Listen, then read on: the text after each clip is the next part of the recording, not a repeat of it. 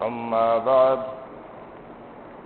فأعوذ بالله من الشيطان الرجيم بسم الله الرحمن الرحيم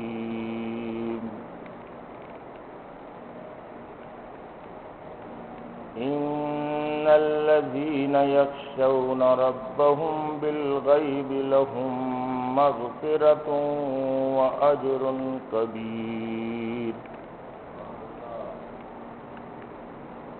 وأسروا قولكم أو اجهروا به إنه عليم بذات الصدور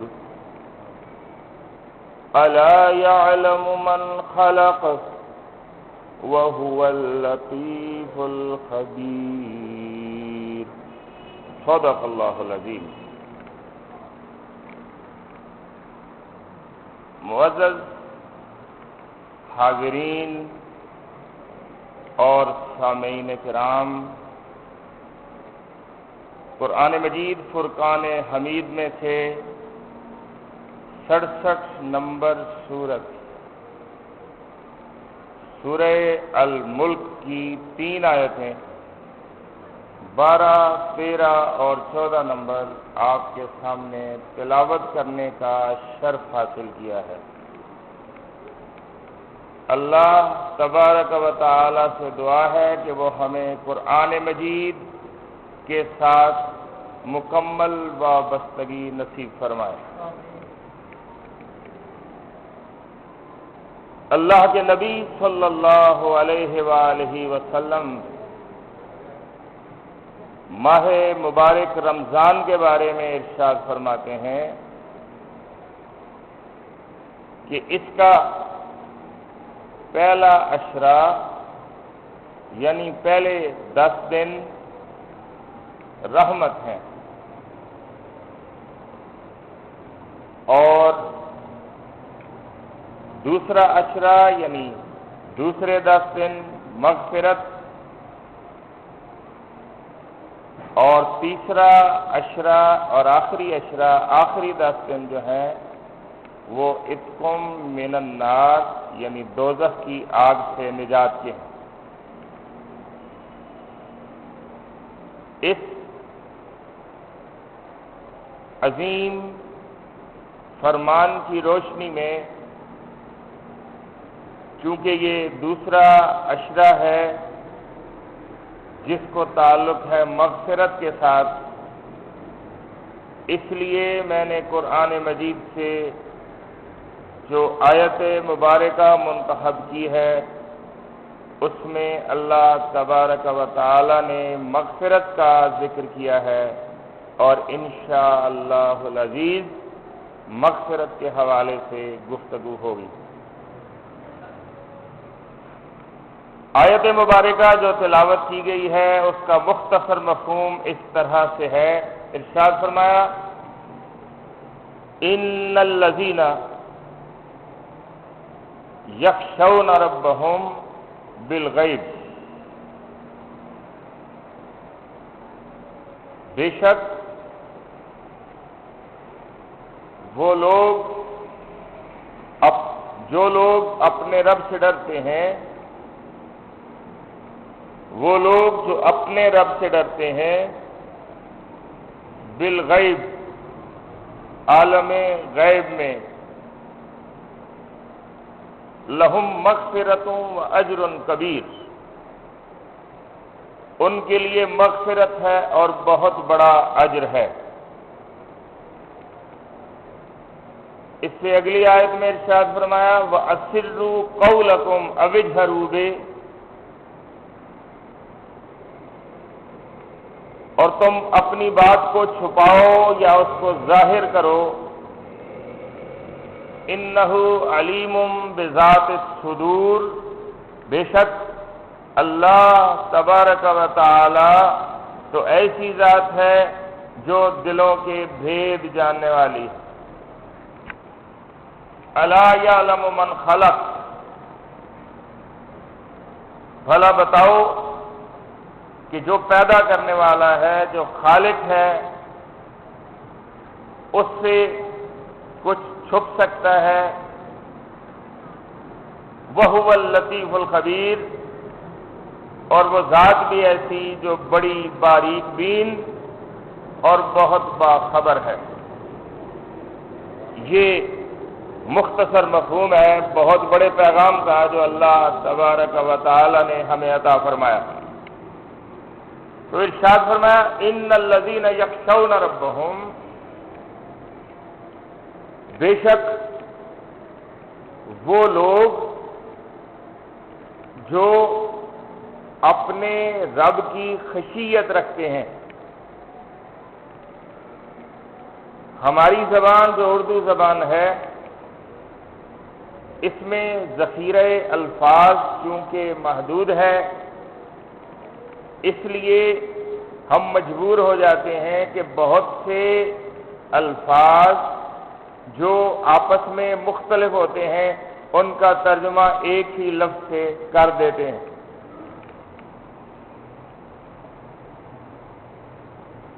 جیسے خوف جو ہے یہ عربی زبان کا لفظ ہے، یہ الگ لفظ ہے۔ رہب کا مطلب بھی ہم خوف کر دیتے ہیں، خوف کا مطلب بھی خوف کرتے ہیں، خشیت کا مطلب بھی خوف کرتے ہیں، اور اس کی وجہ یہ ہے کہ عربی زبان میں ایسے لفظ نہیں ملتے ہیں جو بالکل من و عن بعین ہی صحیح ترجمہ ان الفاظ کا کر سکیں اور عربی زبان کے ان بڑے عمیق اور گہرے الفاظ کے کما حقہ مترادف ثابت ہو سکیں۔ تو اللہ نے جو لفظ استعمال فرمایا وہ خشیت ہے۔ ان الذین یخشون ربہم، بے شک وہ لوگ جو اپنے رب کی خشیت رکھتے ہیں۔ خشیت کیا ہوتی ہے؟ یہ دو باتوں کا مجموعہ ہے، ایک خوف اور ایک رجا۔ خوف کا مطلب ہوتا ہے کہ انسان ڈر رہا ہو کسی چیز سے، اور یہ ایک نیگیٹو بات ہے، منفی بات ہے۔ اور رجا کا مطلب ہوتا ہے آس رکھنا، امید رکھنا، اور یہ ایک مثبت بات ہے۔ اور خوف اور رجا یہ دونوں کو جمع کریں تو خشیت حاصل ہوتی ہے۔ خشیت میں خوف بھی پایا جاتا ہے اور رجا بھی۔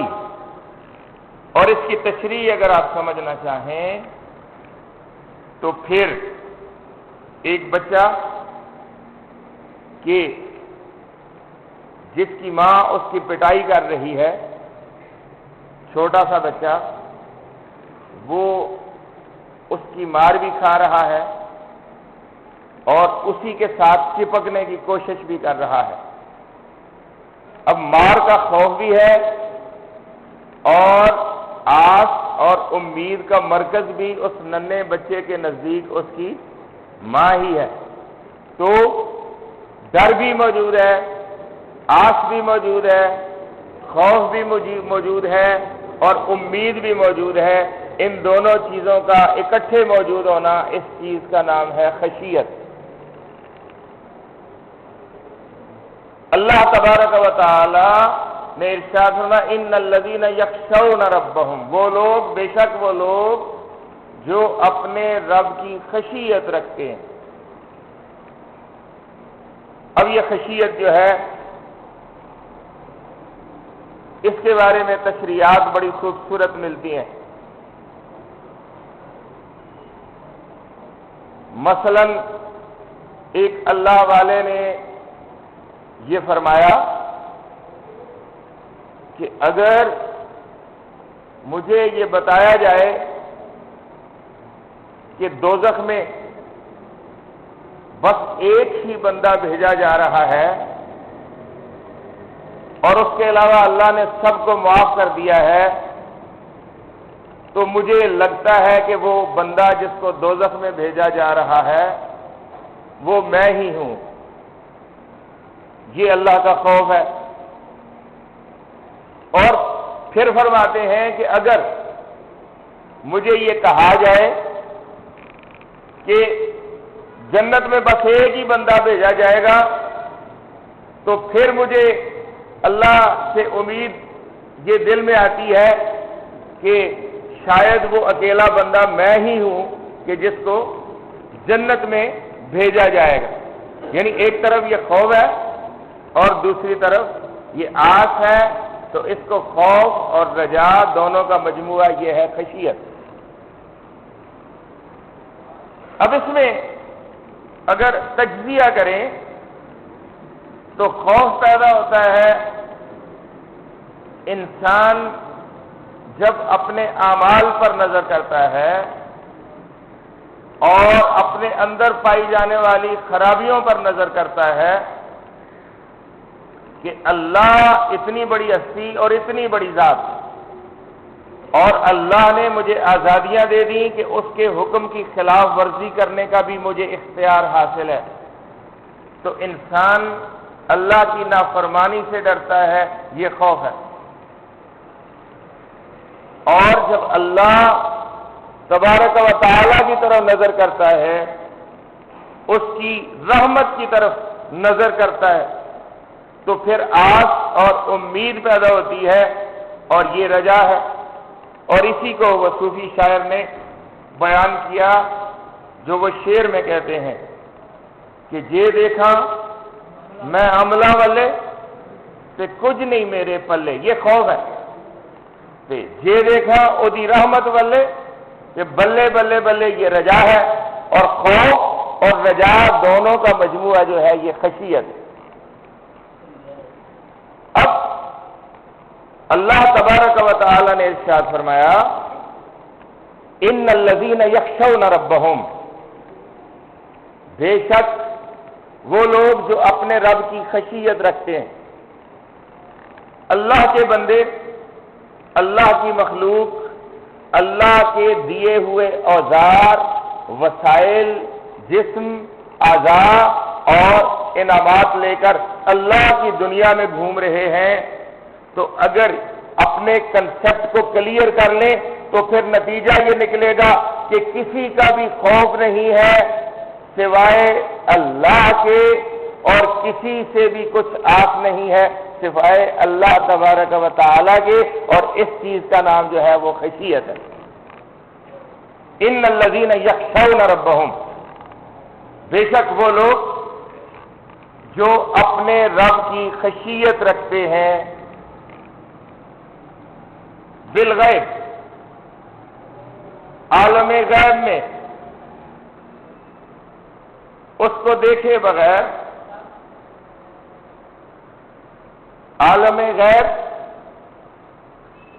بالغیب، اس کو دیکھے بغیر، اور بالغیب، دیکھیں ہمارے اعمال دو طرح کے ہوتے ہیں، ایک وہ اعمال جو خلوت میں ہوتے ہیں، اور ایک وہ اعمال جو جلوت میں ہوتے ہیں۔ خلوت اور جلوت سمجھتے ہیں؟ ایک تنہائی میں اور ایک محفل میں، ایک پوشیدہ جب اکیلا انسان ہوتا ہے، ایک وہ کیفیت ہوتی ہے، ایک جب انسان لوگوں کے سامنے ہوتا ہے تو دوسری کیفیت ہے۔ جب دوسروں کے سامنے انسان ہوتا ہے، جلوت میں، محفل میں، لوگوں میں، حاضرین میں، تو اس وقت ہمارے عمل کا محرک یہ بھی ہو سکتا ہے کہ اگر میں برا کام کروں گا تو لوگ کیا کہیں گے، لوگ کیا کہیں گے۔ اس لیے اگر کوئی سرے عام اخلاق کے لحاظ سے، کردار کے لحاظ سے، عمل کے لحاظ سے اچھا ہے تو لازم نہیں کہ وہ اللہ کا خوف رکھتا ہے، ہو سکتا ہے کہ وہ لوگوں کے ڈر سے ایسا کر رہا ہو، لیکن یہی کام اگر وہ تنہائی میں کرتا ہے جب کوئی بھی نہیں دیکھ رہا تو یہ ثبوت ہے اس چیز کا کہ وہ اللہ سے ڈرتا ہے۔ جب کوئی انسان نہیں دیکھ رہا، صرف اللہ ہے اور بندہ ہے، تو اب وہ بولتا ہے تو سچ بولتا ہے، بات کرتا ہے تو سیدھی کرتا ہے، اپنے قول میں، اپنے عمل میں، اپنے فعل میں، اپنے کردار میں اگر جھول اب وہ پیدا نہیں کرتا ہے تو اس کا مطلب ہے کہ وہ بندہ اللہ سے ڈرتا ہے۔ اس لیے جو ظاہری عمل ہے وہ بھی بہت اچھی بات ہے، لیکن انسان کا اصل ٹیسٹ اس وقت ہوتا ہے جب وہ اکیلا ہوتا ہے، جب وہ تنہا ہوتا ہے، جب وہ سمجھتا ہے کہ کوئی نہیں دیکھ رہا۔ تو ایسا نہیں ہوتا کہ اس کو کوئی نہیں دیکھ رہا، بلکہ ایک ذات اس کو دیکھ رہی ہوتی ہے اور وہ اللہ تبارک و تعالی کی ذات ہوتی ہے۔ یہ ہے عالم غیب۔ تو ارشاد فرمایا ان الذین یخشون ربهم بالغیب، بے شک وہ لوگ جو عالم غیب میں خشیت رکھتے ہیں، خوف رکھتے ہیں، امید رکھتے ہیں اپنے رب سے، لہم مغفرۃ و اجر کبیر، ان کے لیے بخشش ہے، مغفرت ہے اور بہت بڑا اجر ہے۔ اب یہ تنہائی کی چونکہ بات آئی ہے، اس لیے تھوڑی سی تشریح مزید اس کی ہو جائے، کیونکہ اللہ نے جو اجر ہے وہ بہت بڑا بیان کیا ہے۔ ارشاد فرمایا، مثال دے رہا ہوں قرآن مجید سے،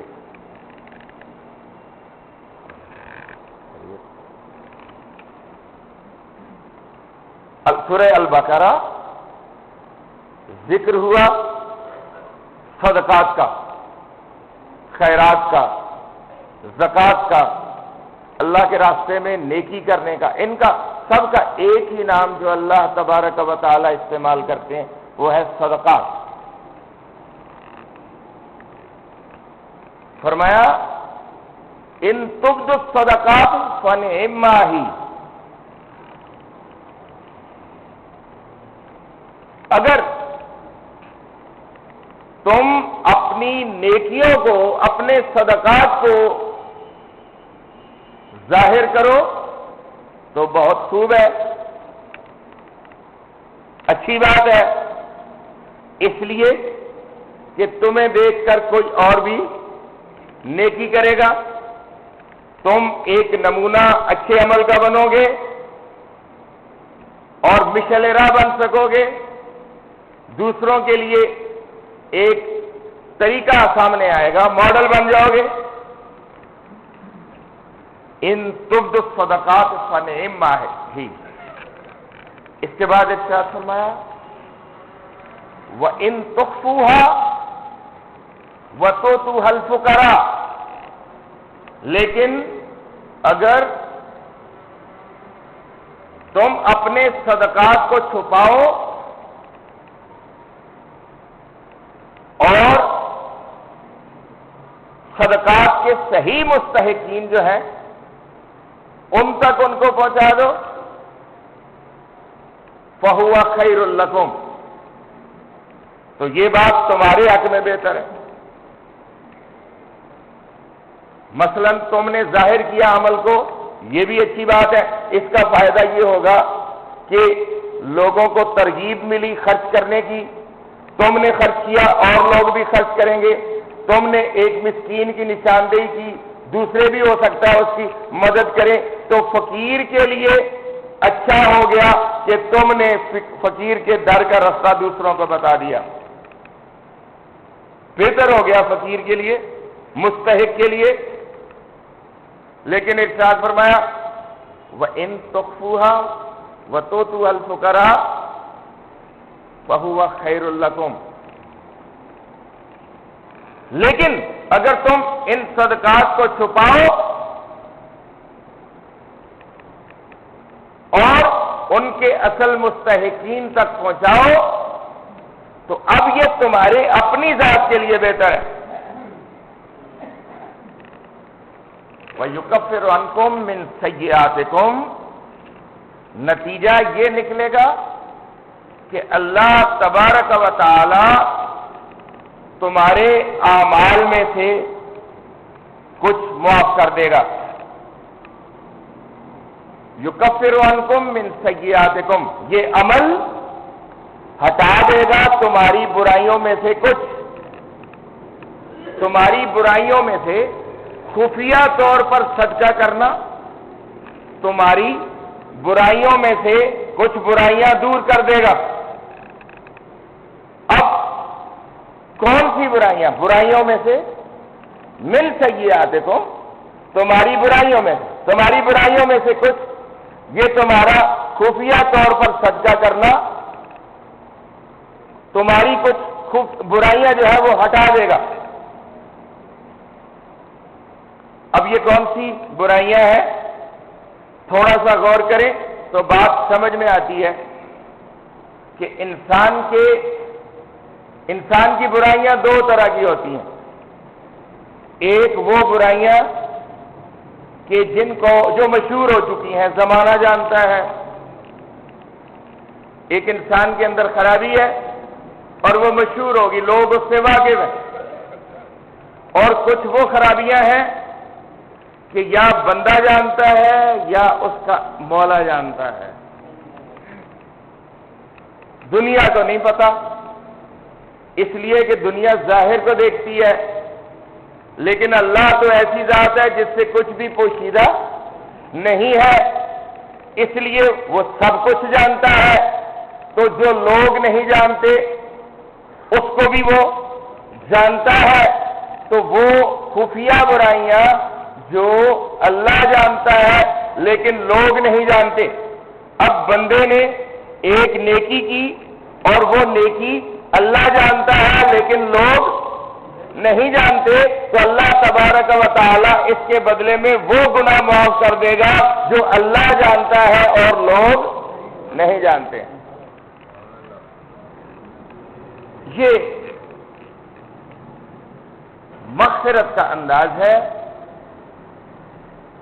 ان الذین یخشون ربہم، بے شک وہ لوگ جو خشیت رکھتے ہیں اپنے رب کی عالم غیب میں۔ اب ایک حدیث ملتی ہے صحیحین میں، بخاری شریف اور مسلم شریف میں، اللہ کے نبی صلی اللہ علیہ وآلہ وسلم ارشاد فرماتے ہیں، قیامت کے دن جب سورج کی تپش بہت زیادہ ہوگی اور سورج بہت قریب ہوگا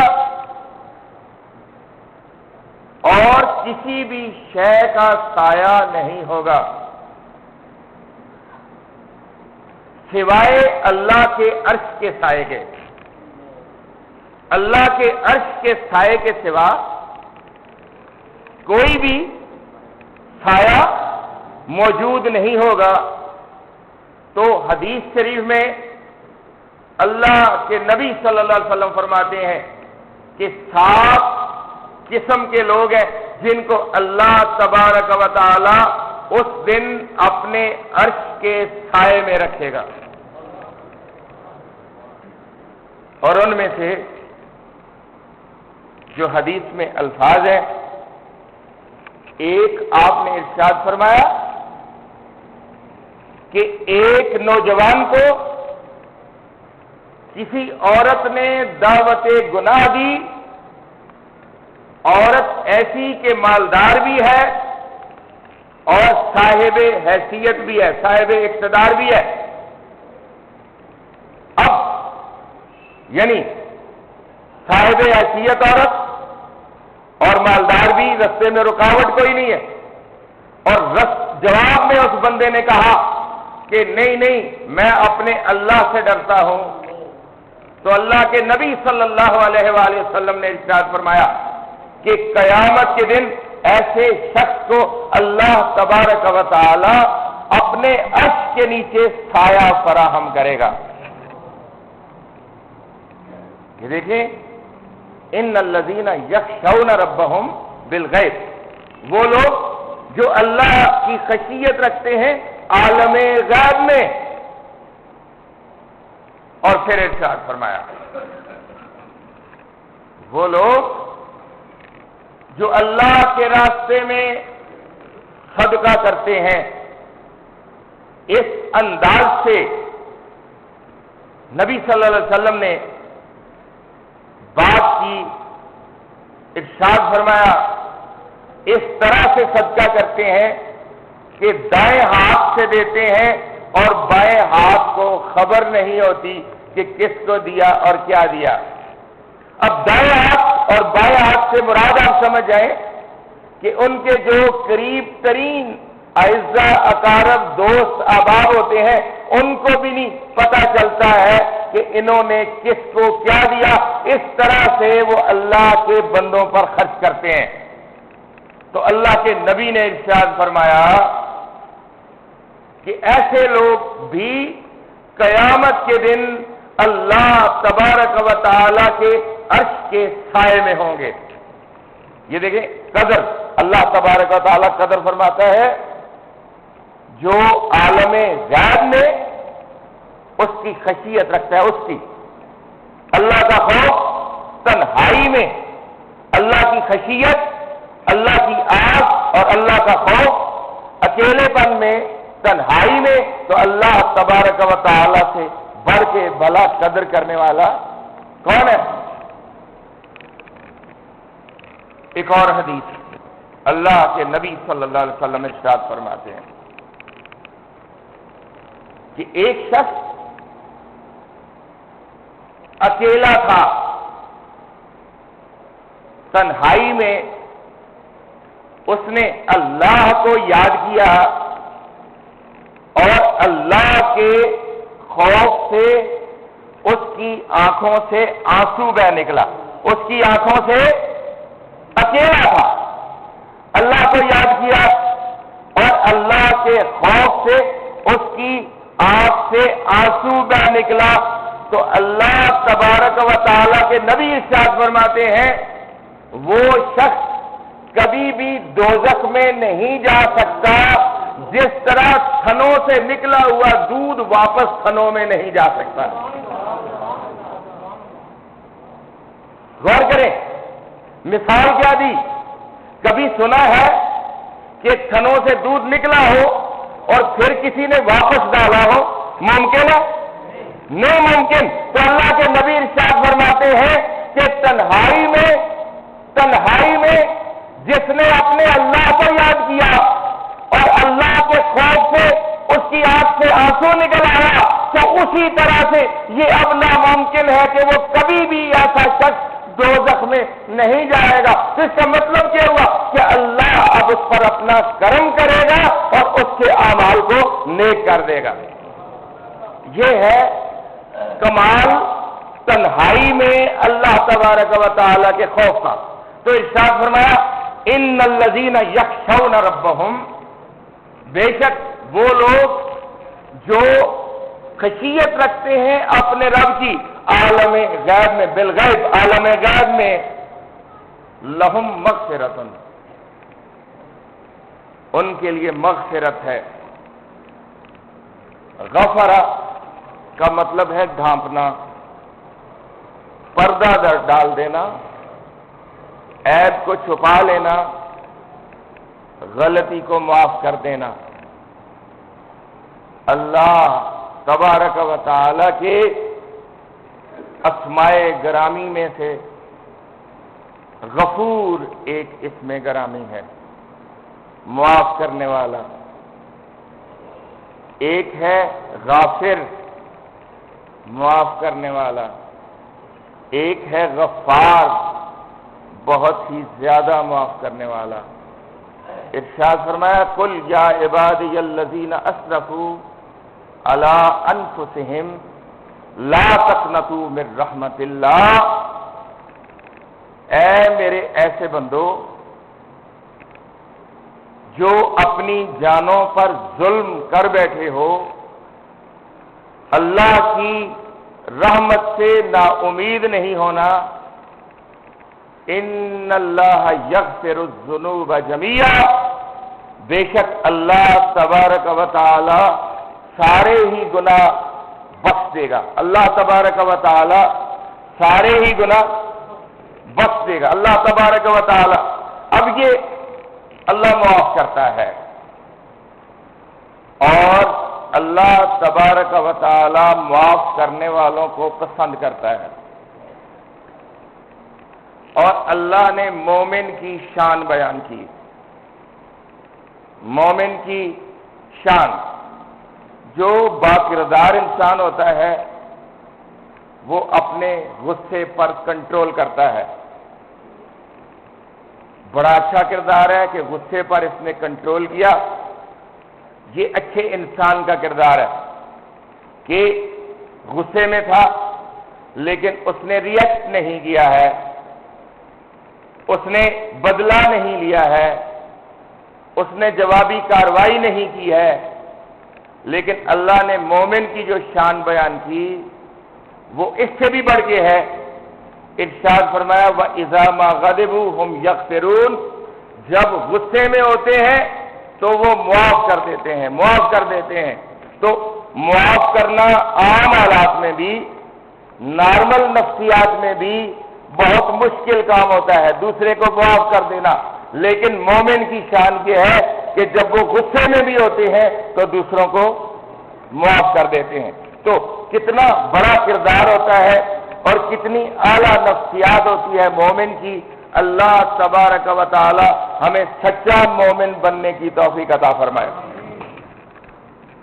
اب بندے بھی معاف کرتے ہیں، اللہ بھی معاف کرتا ہے۔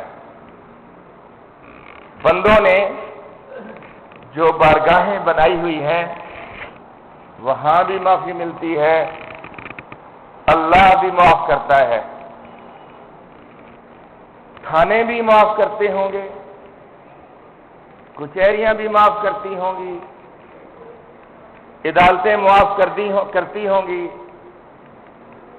اور حاکموں کے پاس بھی معاف کرنے کے اختیارات ہوتے ہیں، لیکن میرے اللہ نے ارشاد فرمایا سورہ ملک میں اللہ کیسا معاف کرنے والا ہے، وَهُوَ الْعَزِيزُ الْغَفُورُ، کہ اللہ ایسی ہستی ہے کہ وہ غالب ہے، زبردست ہے، عمل کرنے والا اس کی مخلوق، غلطی کرنے والا اس کا بندہ، اس کا ایک ایک عضو اللہ کے حکم کا پابند، اگر وہ چاہے تو آنکھ عمل کرنے سے، خدمت کرنے سے انکار کر دے، اگر وہ چاہے تو کان جواب دے، اگر وہ چاہے تو ہارٹ اٹیک ہو جائے، اگر وہ چاہے تو پھیپھڑے کام کرنا بند کر دیں، اگر وہ چاہے تو گردے فیل ہو جائے، اور جس دنیا میں وہ بندہ رہ رہا ہے وہ بھی اسی کی دنیا، جو کھانا کھا رہا ہے وہ دینے والا بھی وہی، جو سانس لے رہا ہے ہوا مہیا کرنے والا بھی وہی، اور وہ اللہ مکمل غالب، مکمل اقتدار، مکمل اختیار رکھنے والا، لیکن اس کے باوجود یہ اس کی رحمت ہے، یہ اس کی عادت ہے، یہ اس کا کرم ہے کہ وہ العزیز الغفور، کہ وہ غالب ہونے کے باوجود معاف کر دیتا ہے، معاف کر دیتا ہے۔ بندہ جب غالب آتا ہے تو پھر بدلہ لیتا ہے، اللہ غالب ہونے کے باوجود معاف کر دیتا ہے۔ اور سورہ بروج میں ارشاد فرمایا وَهُوَ الْغَفُورُ الْوَدُودُ، اور یہ موازنہ کریں کہ بندہ جب کسی کو معاف کرتا ہے، ملازم تھا، اس نے چوری کی، بندے نے پہلے اس کو تھانے میں بھیجا اور پھر اس کو معاف کر دیا، لیکن اب یہ تو نہیں ہو سکتا کہ اسی طرح اس کو اپنی تجوری میں بھی گھسنے دے، اپنے بیڈ روم میں بھی گھسنے دے، وہ تو یہی کرے گا، اور احتیاط کا تقاضا یہی ہوگا کہ وہ اب اس کو اپنی ملازمت سے فارغ کر دے کہ جا تجھے معاف کیا، اور لیکن تو اس قابل نہیں ہے کہ تجھے اب دوبارہ میں ملازم رکھوں۔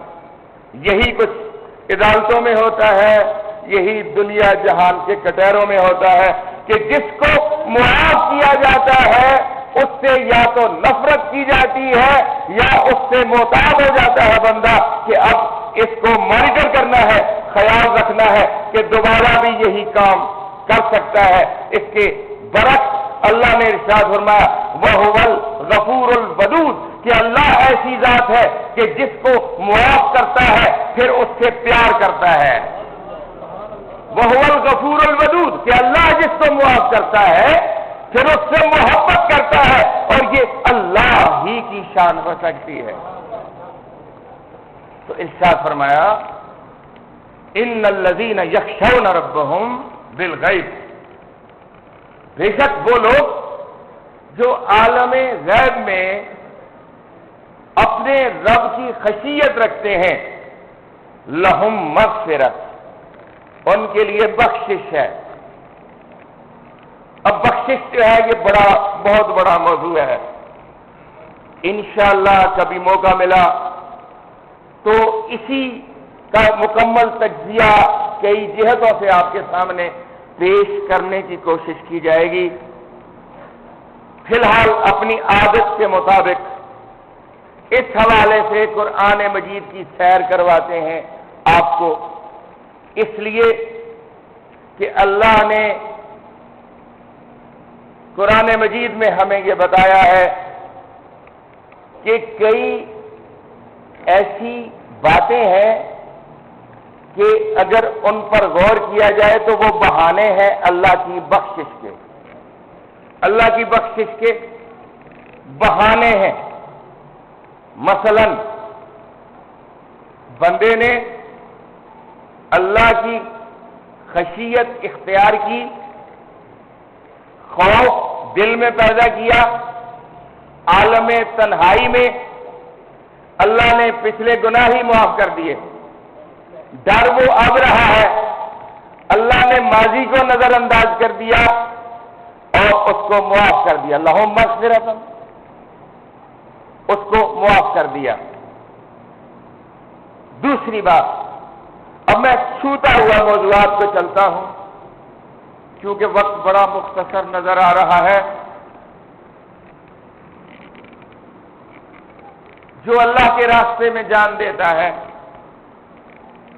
اللہ تبارک و تعالی اس کے ذمے جو اپنے حقوق ہیں اور ان میں جو حقوق واقع ہوا ہے، جو حق تلفی ہوئی ہے، اللہ تبارک و تعالی وہ ساری معاف کر دیتے ہیں۔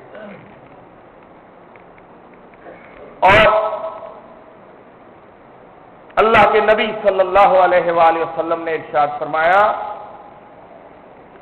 کہ شہید اللہ کے راستے میں جہاد کرتے ہوئے جو جان دینے والا ہے، اس کے خون کا پہلا قطرہ زمین پر نہیں گرتا مگر اس سے پہلے وہ اپنا مقام جنت میں دیکھ لیتا ہے۔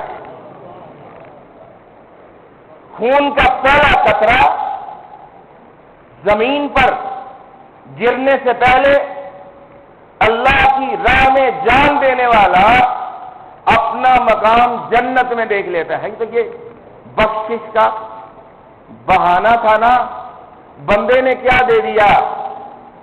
غالب نے کہا جان دی ہوئی اسی کی تھی، حق تو یہ ہے کہ حق ادا نہ ہوا، وہ جان دی جو اسی نے دی تھی، اور اللہ نے صلہ یہ دیا کہ پہلا قطرہ خون کا زمین پر گرنے سے پہلے اللہ تبارک و تعالی نے جنت کے مناظر دکھا دیے، اور قرآن مجید اس کی گواہی دیتا ہے۔ سورہ یاسین میں بڑی طوالت کے ساتھ واقعہ بیان ہوا ایک مجاہد کا، وَاضْرِبْ لَهُمْ مَثَلًا أَصْحَابَ الْقَرْيَةِ، اے نبی محترم صلی اللہ علیہ وسلم آپ ایک بستی کا واقعہ ان لوگوں کو سنا دیں۔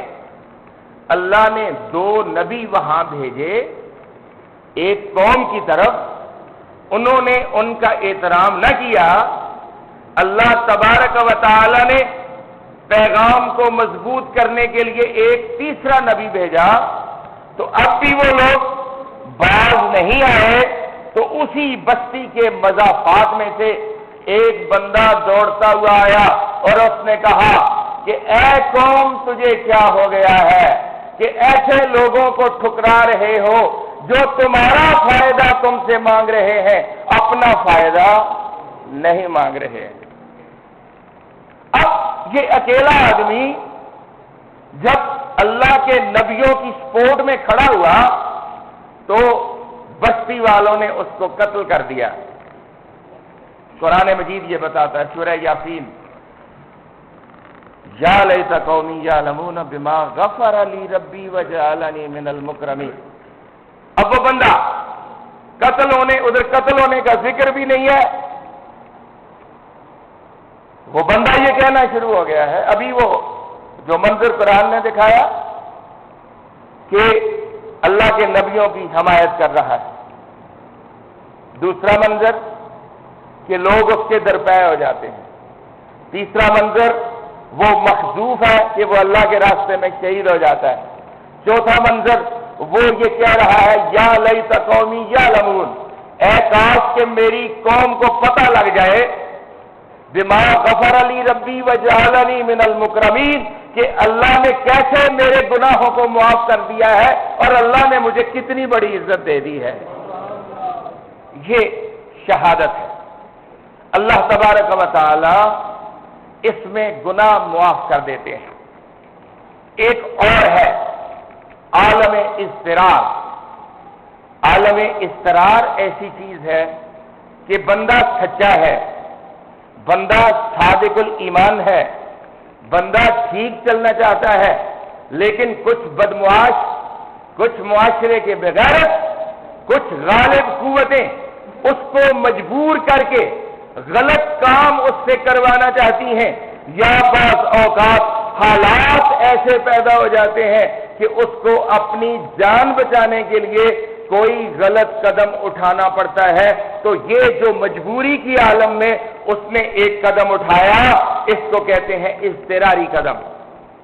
اور سورہ البقرہ میں میرے اللہ نے ارشاد فرمایا،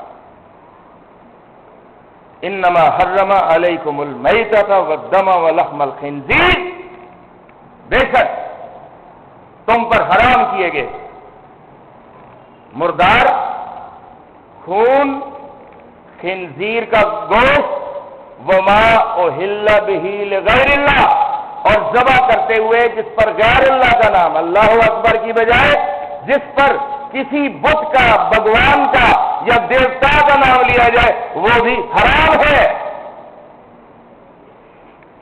اب یہ ساری چیزیں بیان کرنے کے بعد، چونکہ اللہ نے یہ قرآن ہر انسان کی ہر حالت کے لیے نازل فرمایا، اس لیے ہر کیفیت کا جواب موجود ہے۔ اس لیے ارشاد فرمایا فمن اضطر، بس جو مجبور کر دیا جائے، جو عالم اضطرار میں گرفتار ہو جائے، غیر باغ ولا عاد، نہ تو وہ اللہ کا باغی ہو اور نہ اس کام کو اپنی عادت بنائے، فلا اثم علیہ، تو اس کو گناہ نہیں ہوگا۔ ان اللہ غفور الرحیم، بے شک اللہ تبارک و تعالی مغفرت کرنے والا مہربان ہے، بے شک اللہ تعالی مغفرت کرنے والا۔ اب اس عالم میں جو مجبور کر رہا ہے گناہ، اس کی طرف لوٹے گا، لیکن ہمارے مومنوں کے سامنے جو مثالیں ہیں وہ اس سے بھی بڑے ہیں، بڑھ کر ہیں، کہ کوئلے جلائے جاتے ہیں اور بلال کو اس کے اوپر لٹایا جاتا ہے اور چھاتی پر پتھر رکھے جاتے ہیں اور کہا جاتا ہے کہ کہو دیوتا بھی، ہمارے بت وہ بھی خدا ہے، الہ ہے، اور اللہ کی آیت بلال کو اجازت دے رہی ہے کہ مجبوراً اگر ان کی بات مان لے تو کوئلوں سے اٹھا لیا جائے گا، لیکن اس عالم میں بھی وہ احد اور احد کی آواز ہی بلند کرتے ہیں۔ یہ بلال کا کردار ہے۔ یہ روشن مثالیں ہمارے سامنے اللہ تبارک و تعالی نے رکھی ہیں۔ اس کے علاوہ اور بھی بہانے ارشاد فرمایا۔ ایک گزشتہ نشست میں نے عرض کیا تھا 33ویں سورت سورہ احزاب کی آیت نمبر 71 قول سدید کے بارے میں کہ یا ایھا الذین آمنوا اتقوا اللہ وقولوا قولا سدیدا، اے لوگو اللہ سے ڈرو اور سیدھی بات کیا کرو، یصلح لکم اعمالکم، اللہ تمہارے اعمال کی اصلاح کر دے گا، ویغفر لکم ذنوبکم، اور تمہارے گناہوں کو معاف کر دے گا۔ قول سدید گزشتہ گناہوں کی معافی کا سبب بنتا ہے۔ ایک اور چیز تقوی، میرے اللہ نے ارشاد فرمایا، یہ 8ویں سورت ہے سورہ انفال اور آیت نمبر 29، میرے مولا نے ارشاد فرمایا یا ایھا الذین آمنوا، اے اہل ایمان، ان تتقوا اللہ، بڑی خوبصورت پیغام، بڑا خوبصورت اور بڑی خوبصورت آیت۔ بندہ یہ پوچھتا ہے کہ حق اور باطل، سچ اور جھوٹ میرے اللہ اتنے گڈمڈ ہو گئے ہیں، اتنی باتیں، اتنا پروپیگنڈا آ رہا ہے کہ مشکل ہو گیا ہے نتارا کرنا، سچ اور جھوٹ کو الگ الگ کرنا۔ تو جو شاعر نے کہا شکار ماہ کہ تفسیر آفتاب کروں، میں کس کو ترک کروں، کس کا انتخاب کروں؟ میرے مولا ادھر سے اور آواز ہے، ادھر سے اور آواز ہے، یہ کہہ رہا ہے ہم سچے ہیں، وہ کہہ رہا ہے ہم سچے ہیں۔ مولا کریم کیسے فیصلہ ہو؟ خدا بندہ یہ تیرے سادہ دل بندے کدھر جائیں کہ درویشی بھی عیاری ہے، سلطانی بھی عیاری۔ تو اللہ تبارک و تعالی نے ارشاد فرمایا کہ مشکل کام نہیں ہے، یا ایھا الذین آمنوا ان تتقوا اللہ یجعل لکم فرقانا، اے اہل ایمان، اگر تمہارے دل میں اللہ کا خوف ہوگا تو اللہ خود تمہاری ذات کو کسوٹی بنا دے گا، مقیاس بنا دے گا، پیمانہ بنا دے گا، میٹر بنا دے گا کہ تم جو بھی کام کرنے لگو گے تمہیں اندر سے آواز آئے گی جو بتا دے گی کہ تم ٹھیک چل رہے ہو کہ غلط چل رہے ہو۔ وَيَغْفِرْ لَكُمْ ذُنُوبَكُمْ، اور اللہ تمہارے گناہوں کو معاف کر دے گا۔ تو یہ تقویٰ ہے۔ یہ چونکہ وقت ہو چکا، میں اب انتہائی اختصار کی طرف آتا کہ بہانے، اللہ کی رحمت کے بہانے۔ پہلی چیز اتباع رسول، میرے اللہ نے ارشاد فرمایا قُلْ إِن كُنتُمْ تُحِبُّونَ اللَّهَ، سورہ آل عمران 3 سورت اور آیت نمبر 31، ارشاد فرمایا کہ اے نبی یہ محترم صلی اللہ علیہ وسلم، آپ میری امت کو بتا دیں ان کنتم تحبون اللہ، اگر تم اللہ سے محبت کرنا چاہتے ہو فاتبعونی، تو اس کا طریقہ یہ ہے کہ میرا اتباع کرو۔ نتیجہ کیا ہوگا؟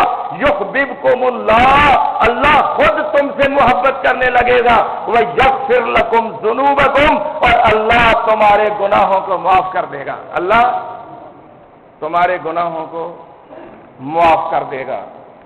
یہ نتیجہ اتباع رسول۔ اتباع رسول بخشش کا بہانہ، دربار رسول بخشش کا بہانہ۔